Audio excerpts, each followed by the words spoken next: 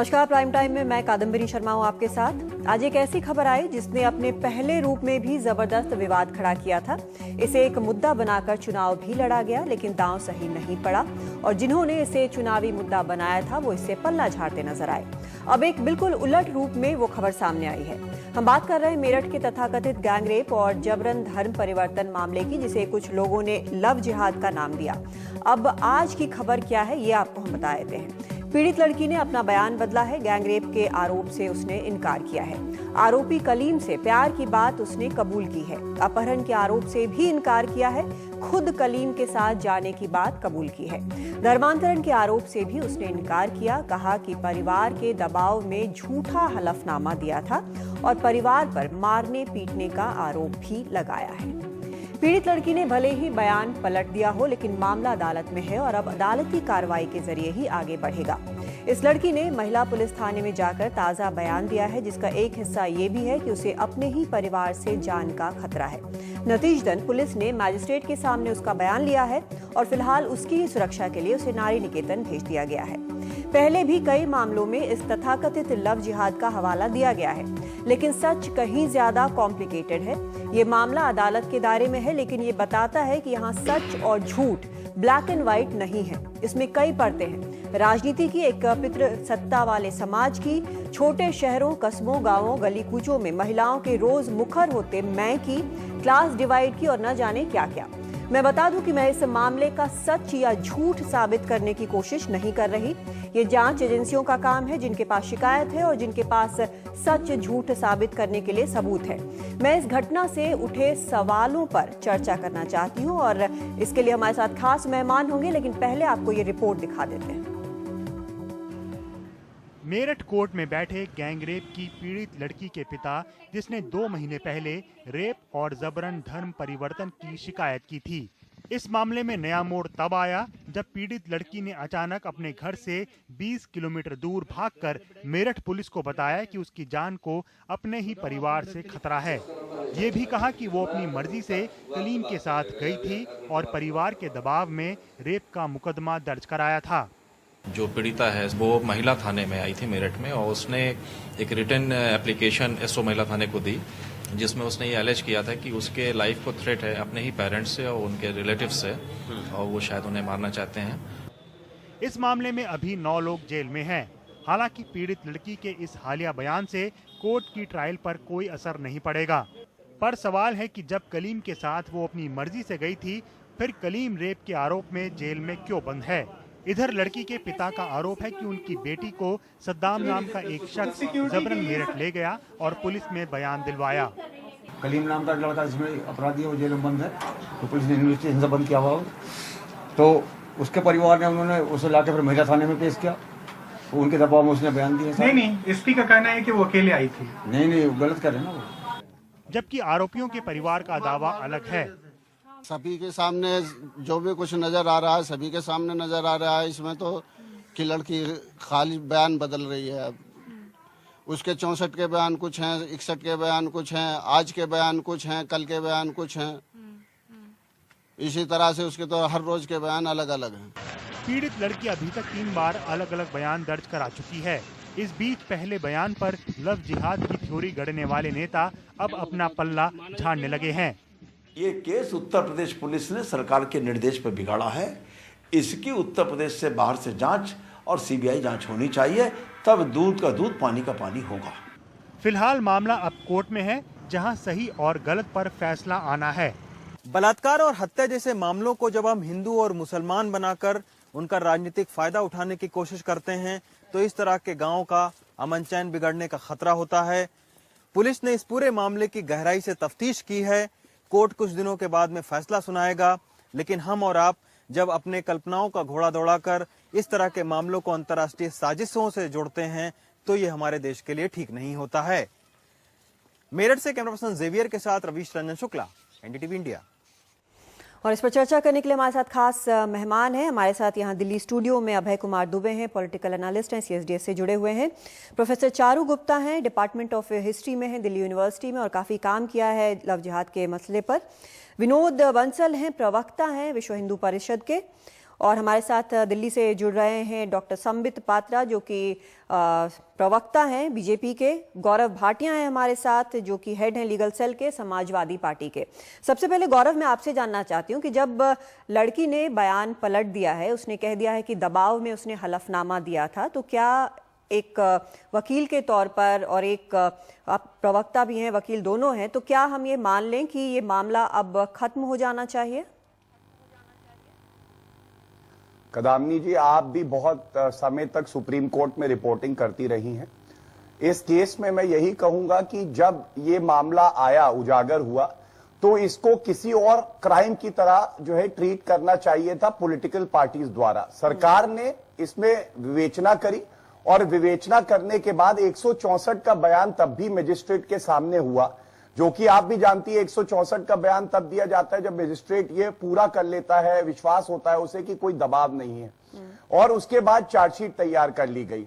लेकिन जिस तरह से भाजपा ने इस तरह के क्राइम, चाहे यहां पे हो, चाहे फैजाबाद में हो, चाहे और जगह पे हो, उसको एक विशेष वर्ग से जोड़ के, एक समुदाय से जोड़ के उसका सांप्रदायिकता की राजनीति फैलाई, जिस तरह से योगी आदित्यनाथ ने स्टार कैंपेनर बन के बयान दिया कि लव जिहाद फैलाया जा रहा है, और इनके प्रदेश अध्यक्ष लक्ष्मीकांत वाजपेयी जी ने भी कहा, यह दुखद था। क्योंकि क्राइम जो होता है उसका किसी धर्म से लेना देना नहीं होता है, क्रिमिनल का धर्म से लेना देना नहीं होता है।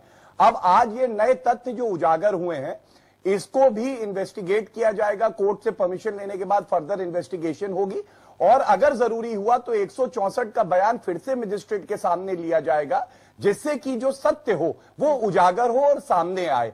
लेकिन इससे एक बड़ा लेसन ये है कि आप जो है धर्म को क्राइम से जोड़कर राजनीति नहीं कर सकते, जो भाजपा ने करी, और वो विफल हुई उत्तर प्रदेश में। और इसीलिए आज वो लव जिहाद का आगे बढ़ाए उस मुद्दे को या ना बढ़ाए, वो खुद नहीं जानती और वो कंफ्यूज हो गई है। संबित हमारे साथ हैं। संबित, जिस तरह से यहाँ पर गौरव बता रहे हैं कि अब नए तथ्य सामने आए हैं, इसकी जांच होगी, लेकिन जिस तरह से इसका राजनीतिक इस्तेमाल किया गया वो गलत था। आपकी पार्टी के एक नेता ने आज कहा है कि इस मामले की सीबीआई जांच होनी चाहिए, क्योंकि समाजवादी पार्टी ने इसमें पुलिस को प्रेशराइज किया है। आप क्या कहते हैं? नहीं कादम्बरी, पहला विषय तो यह है कि उत्तर प्रदेश में कानून व्यवस्था को लेकर, और खास करके जब महिलाओं के साथ कानून की जो व्यवस्था है उसको लेकर जो परिस्थितियां हैं, उससे तो स्वयं ईश्वर भी अनभिज्ञ हैं। उत्तर प्रदेश में क्या हो रहा है ये भगवान भी नहीं जानते, इसलिए मैं क्या जानूं कौन सा बयान महिला का सही है और कौन सा गलत है, वो तो वक्त ही बताएगा। कानूनी मसला है। का बयान बताइए ना संबित, अपने नेता का बयान बताइए। मैं सब पे आऊंगा। और दूसरा ये मुझे लगता है गौरव जी, आप पहले मुझे कंप्लीट करने बताइए, अपनी बात पूरी करिए। मैं इतना कहना चाहता हूं कि मैं इस ट्रैप में नहीं गिरना चाहता हूं। भारतीय जनता पार्टी इस ट्रैप में नहीं फंसना चाहती है। हमारा एजेंडा एकमात्र है, वो है लव डेवलपमेंट।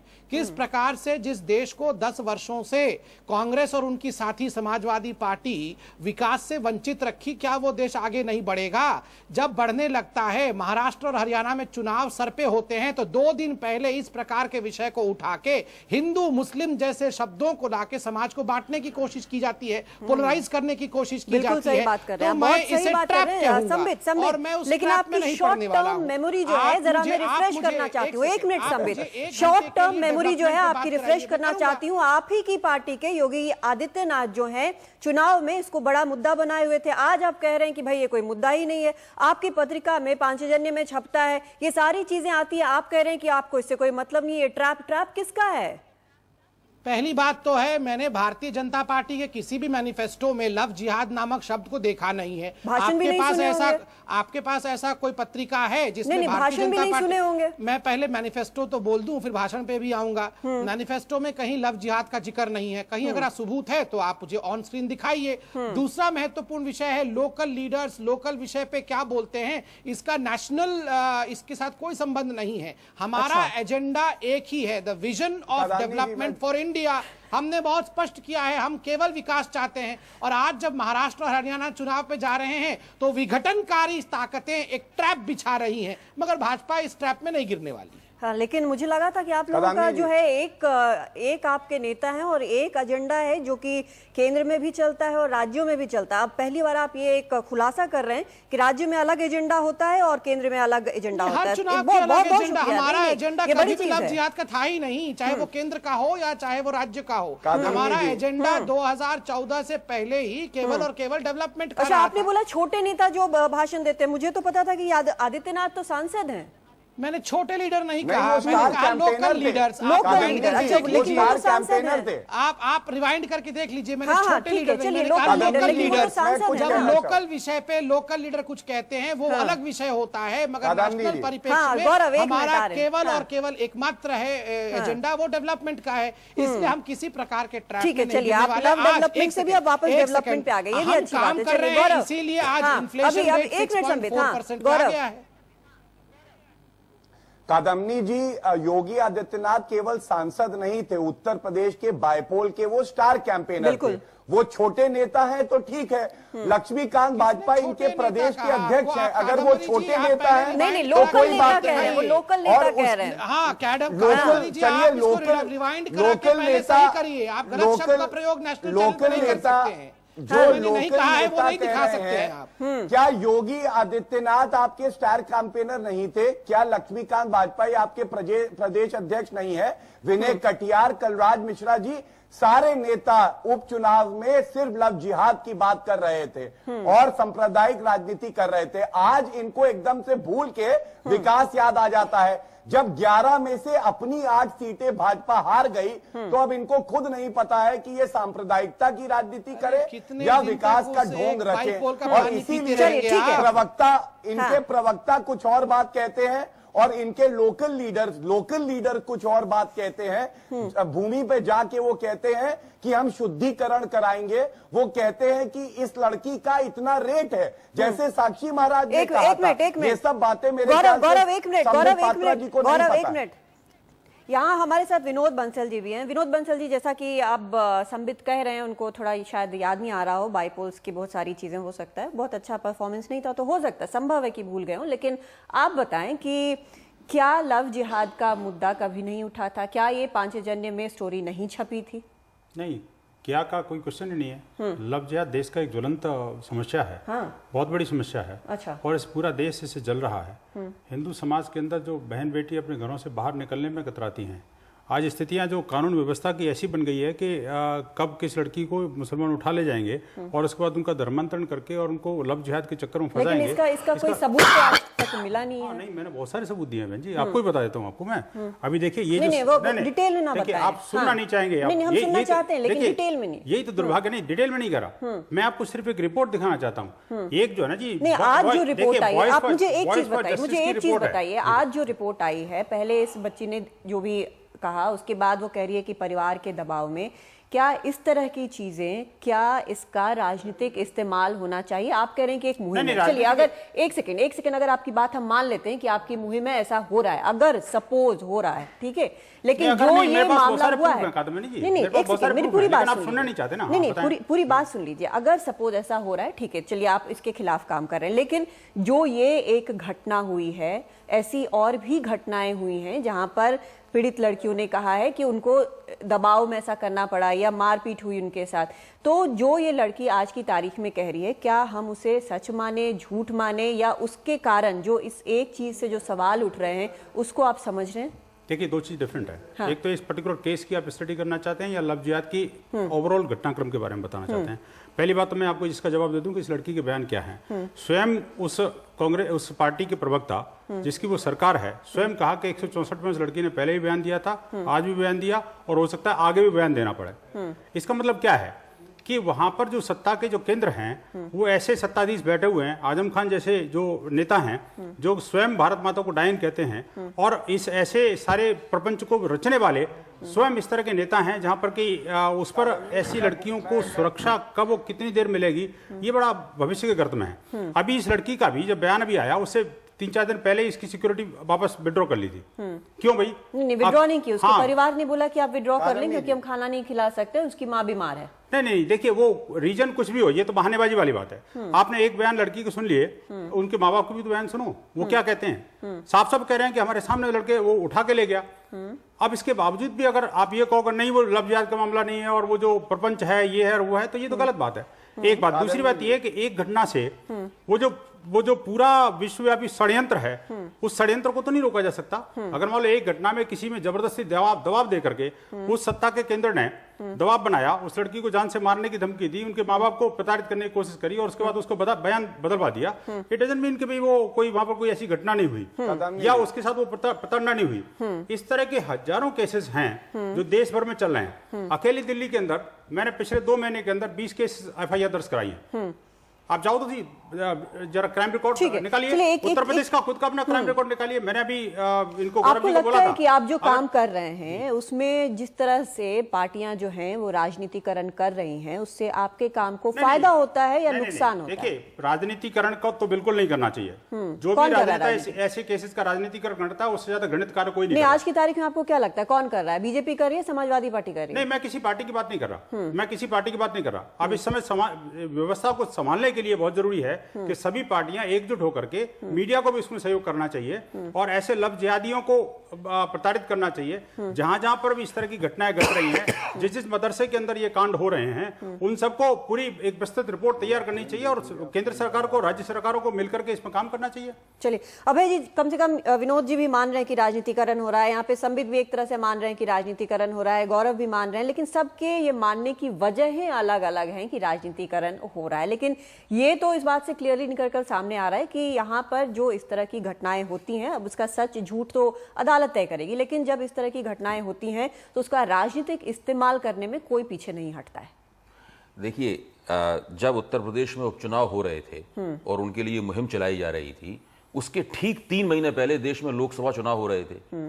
उस वक्त बंसल साहब भी सक्रिय थे, संबित बाबू भी सक्रिय थे, हमारे साथ टीवी पर रोज अपीयर ये होते थे, और साथ में विश्व हिंदू परिषद भी सक्रिय थी, भारतीय जनता पार्टी भी सक्रिय थी। आपको याद है उस वक्त आपने लोकसभा चुनाव की जो मुहिम चल रही थी, लव जिहाद का कभी नाम सुना? बिल्कुल। कभी एक मुद्दे के रूप में उभरा?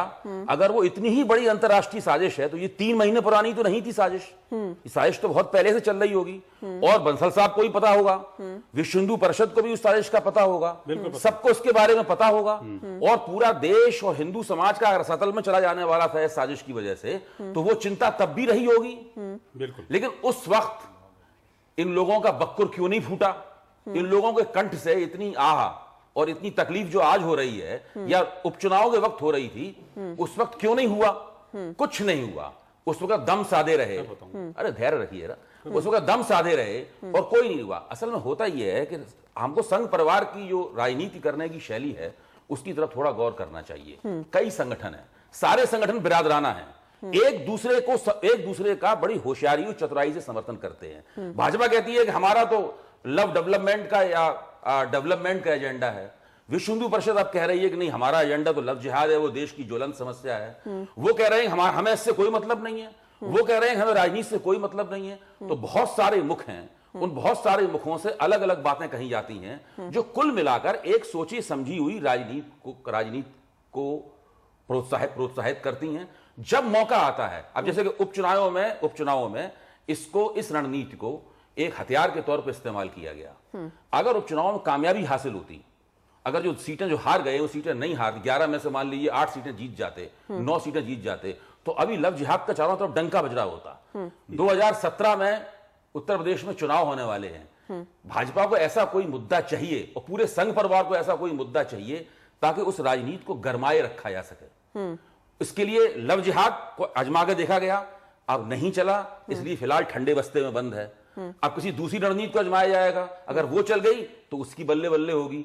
ये पूरा हथकंडा है। इस तरीके से पूरी की पूरी राजनीति चलती है। और ये 1990 में जब राम जन्मभूमि आंदोलन चला था, उस वक्त से आप अभी तक देखिए, यही पैटर्न है, यही हथकंडा है। इसी तरीके से संघ परिवार पूरी राजनीति करता है। कभी कामयाबी मिलती है जो आजकल मिली हुई है, और कभी नाकामी मिलती है जो इससे पहले मिली हुई थी। आप बोल लीजिए विनोद जी, उसके बाद में चारू जी के पास। बड़ा आपने रोचक तरीके से कथानक रखा, मैं बड़ा दाद देता हूँ आपकी। एक मिनट अभी आ रहे हैं। लेकिन बड़ी इंपॉर्टेंट बात यह है, आपको 2 बात बता दूं आपको। जब 96 में जो पहला केस वहां पर रिपोर्ट हुआ था अपने केरल में, केरला हाई कोर्ट का वर्डिक्ट था, उसके बाद भी हमने वहां पर बाकायदा इस मामला विधानसभा में उठा था, एक बात। दूसरी बात, हमने कई पुलिस थानों में रिपोर्ट दर्ज कराई है, लेकिन आपको पता है कहां पर? केरल में? नहीं, केरल में भी और बाकी देश के अन्य भागों में। हाँ, मैं बताता हूं आपको। ठीक है, आपने केरल की बात जब मसला इतना संगीन था तो लोकसभा चुनाव के दौरान चुप क्यों रहे? उस वक्त सारे देश का ध्यान अपनी तरफ आकर्षित किया जा सकता है। हमने चुप रहा, मीडिया चुप रहा, मीडिया चुप रहा। देखिए विनोद जी, एक मिनट, मेरी पूरी बात सुन लीजिए। आपने केरल की बात उठाई है, इसलिए मैं आगे बता देती हूँ। वहां पर हाई कोर्ट ने इन्वेस्टिगेशन ऑर्डर किया था। इन्वेस्टिगेशन ऑर्डर करने के बाद एक थरो इन्वेस्टिगेशन हुआ था, जिसमें पाया गया कि ये सारी चीजें, जो ये आरोप हैं, वो बेसलेस हैं।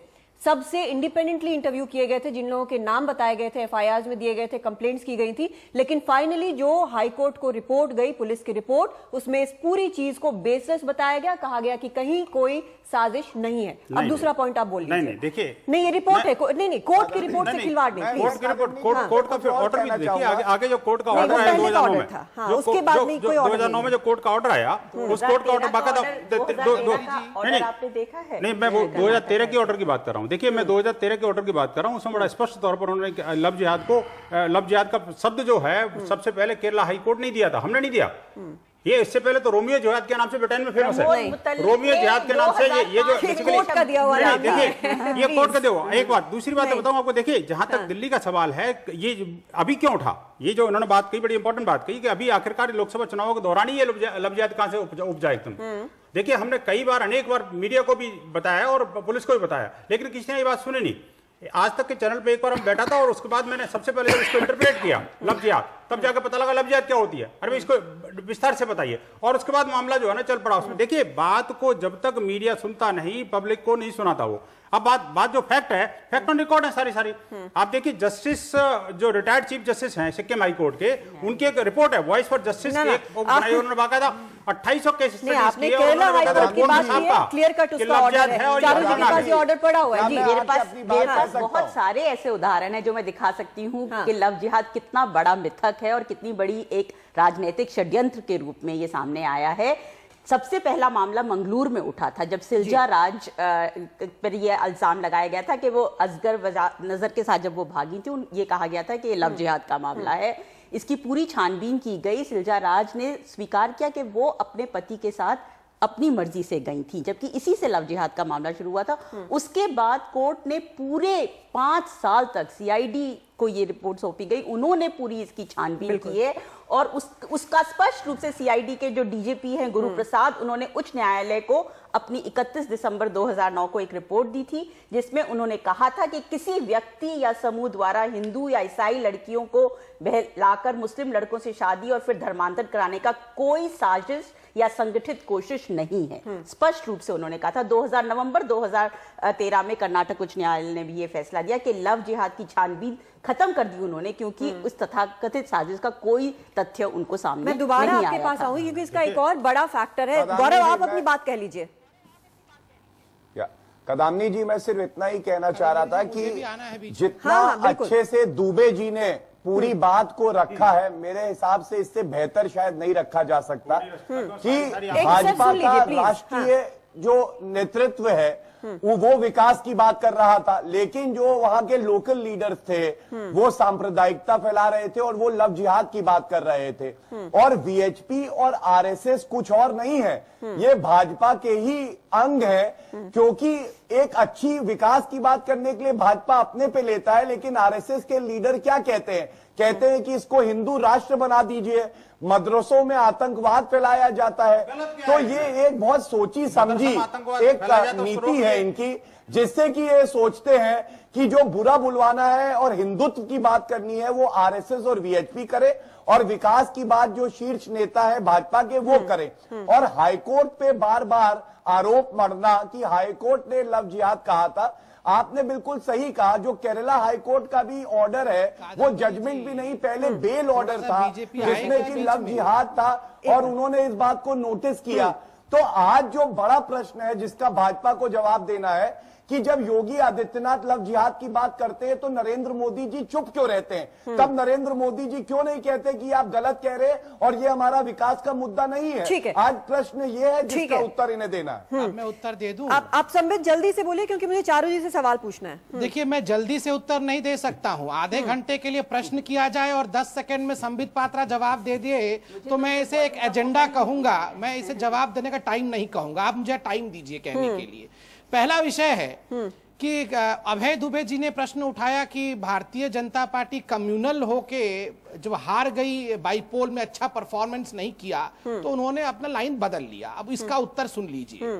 अभय दुबे जी मेरे साथ तमाम चैनलों में रहे और बहुत सारे अभय दुबे जी जैसे बड़े बड़े बुद्धिमान जो मित्र हैं मेरे, वो भी रहे। उन्होंने कहा ये जो भारतीय जनता पार्टी उत्तर प्रदेश में 2014 की लोकसभा के चुनाव में बहुत अच्छी परफॉर्मेंस की ना, वो इसलिए की क्योंकि बहुत कम्युनल होकर उन्होंने चुनाव लड़ा, कम्युनलिज्म से जीत गए। अब बोल रहे हैं कि कम्युनलिज्म के कारण हार गए। तो पहले बुद्धिजीवी तय कर ले कि कम्युनलिज्म के कारण से हम जीत गए या कम्युनलिज्म के कारण से हार गए। पहले वो अपने कंफ्यूजन को दूर करे। दूसरा महत्वपूर्ण विषय है, अभी मेरे भाई गौरव भाटिया कह रहे थे कि मोदी जी हर बात पे जवाब क्यों नहीं देते हैं, कोई भी कुछ बोलता है तो मोदी जी क्यों नहीं निकल के बोलते हैं। देखिए गौरव जी, बट आप अपनी बात जारी रखिए। गौरव जी, आपको मैं याद दिलाऊं कि आजम खान ने चंद दिनों पहले आदरणीय मुलायम सिंह जी को, भाजपा की बात आप नरेंद्र मोदी आप जी शांत की हो जो जाइए ना, चुप्पी है उसके बारे में आप बात शांत नहीं हो करते। जाइए, मैं जवाब मुझे ये नहीं समझ, आपका आप जितने चैनल पे मेरे साथ आए एक ही प्रश्न हुआ कि योगी आदित्यनाथ जब लव जिहाद की बात कर रहे थे, मुझे अपना जवाब अपने तरीके से देने दीजिए। आप दोनों एक साथ बोलेंगे तो किसी का जवाब किसी को समझ नहीं आएगा। आप सिविलिटी रखिए मेंटेन प्लीज। मैं कभी आपको इंटरफेयर नहीं करता हूं। आप इस प्रकार फ्रस्ट्रेटेड तरीके से क्यों बिहेव करते हैं? मैं नहीं करता ऐसा। एक सेकंड, हाँ, जल्दी अपनी बात कंप्लीट करिए। जल्दी नहीं, समय से करूंगा, जल्दी बिल्कुल नहीं करूंगा। आजम खान जी ने चंद दिनों पहले कहा कि मुलायम सिंह यादव यूनक हैं। वो बिल्कुल समझते नहीं है मुद्दों को। अब उनकी भाषा वही कर रही है, जवाब दिया था मुलायम सिंह यादव ने जवाब दिया था। अपने शो पर मेरी फैमिली चैनल है, परिवार देखते हैं, मैं इस तरह की भाषा अपने शो पर नहीं चाहती हूँ। ये इस बात को आप छोड़ दीजिए, बिना इस तरह के शब्दों का इस्तेमाल किए हुए आगे आप जरूर बोलिएगा। मैं दोबारा आपके पास आऊंगी, मुझे चारों जी से सवाल पूछना है। चारों जी, आपने इस पर बहुत काम किया हुआ है, ठीक है। जिस तरह की चीजें निकलकर सामने आ रही है, ये बात यहाँ पर सिर्फ राजनीति की नहीं है और सिर्फ राजनीतिक पार्टियों के आपस की राजनीति की नहीं है, इसमें बात महिलाओं के खिलाफ राजनीति की भी है। मुझे लगता है लव जिहाद का पूरा जो मामला है वो कई तरह के और मसले उठाता है, जैसे कि पूरी तरह से एक कामुक मुस्लिम की पुरुष की एक छवि जो है उसका निर्माण किया जा रहा है इस पूरे आंदोलन के जरिए। सबसे बड़ी बात यह है कि महिलाओं की देह पर, सुरक्षा के नाम पर उनकी देह पर नियंत्रण करने की एक कोशिश है। और लगातार ये कहा जा रहा है कि बहू बेटी बचाओ आंदोलन, इस तरह के कई आंदोलन पहले भी हमारे नजर में आए हैं, जिसमें स्पष्ट रूप से ये मुद्दा है कि किस तरह से हम महिला की देह पर नियंत्रण स्थापित करें और डर कि महिलाएं अब अपने निजी फैसले खुद ले रही हैं, डर ये है। साथ ही एक सबसे बड़ी बात यह है कि एक बहुसंख्यक समुदाय अपने आप को एक इस मुद्दे के एक संकटग्रस्त अल्पसंख्यक के रूप में प्रस्तुत करता है। लगातार वो कहते हैं कि इससे हिंदू संख्या घट रही है और मुस्लिम संख्या बढ़ रही है, और इस तरह के विभिन्न सर्वेक्षण इस बात को खारिज कर चुके हैं। तो ये तो महिला की एक सहारनपुर में एक बाबा हैं, बाबा रजकदास, जो ये दावा करते हैं कि ये एक बीमारी है लव जिहाद और वो इस बीमारी का इलाज करेंगे। तो ये दिखाता है कि ये राजनीति से जुड़ा तो मुद्दा है ही, पर ये पूरी तरह से हिंदू पितृसत्तात्मक समाज जो है वो अपनी छवि जो है वो यहाँ पर स्पष्ट रूप से दिखा रहा है, किस तरह से वो महिला को सुरक्षा के नाम पर उसका नियंत्रण करना चाहता है। इसलिए प्रमोद मुतल्लिक जैसे व्यक्ति लव जिहाद के नाम की किताब लिखते हैं, जिसमें वो महिलाओं को बहुत सारे निर्देश देते हैं कि आप कुमकुम लगाकर घर से बाहर निकलिए, कि आप ब्यूटी पार्लर पे मत जाइए, कि आप जूस की दुकानों पर मत जाइए, कि आप इंटरनेट कैफे में मत जाइए। इसका मतलब हम कैसे चलें, क्या पहने, क्या करें, ये सभी जो है वो अब हिंदू प्रचारवादी निर्धारित करेंगे कि स्त्री अपना जीवन कैसे जिए, किससे मिले। ये कहते हैं कि ये लव जिहाद के खिलाफ हैं। लेकिन मैं ये जानना चाहती हूँ कि अगर ये मानते हैं कि मुस्लिम पुरुष हिंदू भेष में भी आकर हिंदू स्त्रियों को बहका रहे हैं, तो इसका मतलब ये तो प्यार के खिलाफ एक जिहाद है इनकी। ये तो पूरा जो आंदोलन है ये प्यार के खिलाफ जिहाद है। मेरे दो सवाल हैं चारू जी। एक तो जो आपने बोला है उस पर मैं आऊंगी, लेकिन उसके पहले मैं अभय जी आपसे पूछना चाहती हूँ, क्योंकि ये बात बार बार कही गई है तो कि कहीं ना कहीं जो बहुसंख्यक समाज है उसको एक विक्टिमाइजेशन की फीलिंग है। इस विक्टिमाइजेशन की फीलिंग कई लोगों में है। जब आप बात करें तो उसको लगता है कि जो हो रहा है एक माइनॉरिटी कम्युनिटी के लिए हो रहा है, हमारे लिए नहीं हो रहा है। तो ये फियर फैक्टर जो है, क्या वो इस चुनाव में इस तरह से इस लव जिहाद की बात में ये रिफ्लेक्ट हो रहा है? देखिए, संघ परिवार का तो अभी का नहीं, बिल्कुल शुरू से ही प्रोजेक्ट है कि कैसे एक बहुसंख्यक समाज जो कि 85% है और बाकी सारे अल्पसंख्यक 15% में आते हैं, वो अल्पसंख्यकों की तरह सोचना शुरू कर दे। जब तक वो अल्पसंख्यकों की तरह सताई हुई मानसिकता के तहत सोचना शुरू नहीं करेगा, तब तक तो पूरा उन हिंदुत्व का जो घटाटोप है, हिंदुत्ववादी हिंदुत्व और हिंदू धर्म में फर्क है, ये दो बिल्कुल अलग अलग चीजें हैं। हिंदुत्व एक राजनीतिक विचारधारा है जिसका हिंदू पूजा पद्धति, देवी देवताओं, इन सब चीजों से कोई ताल्लुक नहीं है। तो वो घटाटोप जो बांधा जाता है, उस घटाटोप को लोग उनके गले नहीं उतरेगा। यही है पूरा का पूरा हथकंडा जो शुरू से ही आजमाया जा रहा है। अब तो केंद्र में आपकी सरकार है, अगर लव जिहाद एक अंतरराष्ट्रीय साजिश है तो उसके खिलाफ इंटेलिजेंस ब्यूरो, रॉ और भारत की पूरी विदेश नीति को सबको काम करना चाहिए। जो नरेंद्र मोदी हैं वो तो विश्व हिंदू परिषद के संरक्षक, मैं उनको संरक्षक की तरह देखता हूं। वो एक ही संघ परिवार के सब लोग हैं, भले मुंह से घोषित ना किया जाए, कोई तकनीकी हैसियत हो या ना हो, लेकिन सब लोग हैं तो एक ही। इन लोगों में भी आपस में बहस होती है, एक तरह का अंतर्विरोध होता है। अंतर्विरोध इस पे होता है कि भाई हिंदुत्व की स्थापना हम कैसे करें, उसकी रणनीति को लेकर आपस में मतभेद हो सकते हैं, लेकिन लक्ष्य सबका एक ही है। नरेंद्र मोदी का अपना तरीका है, लालजी आडवाणी का अपना तरीका, लक्ष्य सबका एक ही है। तो मुख्य बात यह है कि अगर लव जिहाद इतनी भयानक और भीषण बात है, तो पहली बात तो लोकसभा चुनाव में उसको विश्व हिंदू परिषद को, भाजपा न चाहती तब भी विश्व हिंदू परिषद को उसे मुद्दा बनाना चाहिए था, जो उसने नहीं बनाया। दूसरी बात यह है कि अब उनकी सरकार चुन के आ गई है, केंद्र सरकार। अब केंद्र सरकार को यूनाइटेड नेशंस में भाषण देते समय नरेंद्र मोदी को लव जिहाद का मुद्दा उठाना चाहिए था। जी, और क्या हमारी सरकार अगर नरेंद्र मोदी ने नहीं उठाया, एक मिनट गौरव में आ रहे हैं, अगर नरेंद्र मोदी ने नहीं उठाया, इसका मतलब है लव जिहाद विश्व हिंदू परिषद जो काम कर रही है वो निहायत ही फर्जी है। चारू जी, और अगर ये इतना ही अंतर्राष्ट्रीय षड्यंत्र है तो क्या हमारी सरकार इतनी निकम्मी है कि अभी तक भी वो किसी भी केस को साबित नहीं कर पाई है? अभी ये तो पूरी तरह दिखाता है कि अगर कोई साजिश है तो ये हिंदू संगठनों की साजिश है। मुझे जो आपसे चारू जी पूछना है, मैं अभी आ रही हूँ जी, वो ये कि कादम्बरी जी, हाँ मैं संबित आपके पास भी आऊंगी, गौरव आपके पास भी, बस एक मिनट दे मुझे। जो बात इन्होंने कही है, आपने जो कही है, उसमें एक फैक्टर ये भी आता है कि महिलाएं, जो कई स्टडीज मैंने देखी हैं, पढ़ी हैं, उसमें ये भी आता है कि महिलाएं जो हैं वो पुरुषों से कहीं ज्यादा जल्दी अडेप्ट कर रहे हैं नए सिचुएशंस को, और हर कॉन्ट्राडिक्शन के बावजूद, हर रोड़े के बावजूद वो अपने आप को बेहतर तरीके से इवॉल्व कर रही हैं। तो वो इवोल्यूशन क्या कहीं डराता है? अगर डराता है तो सिर्फ क्या हिंदू समाज को डराता है?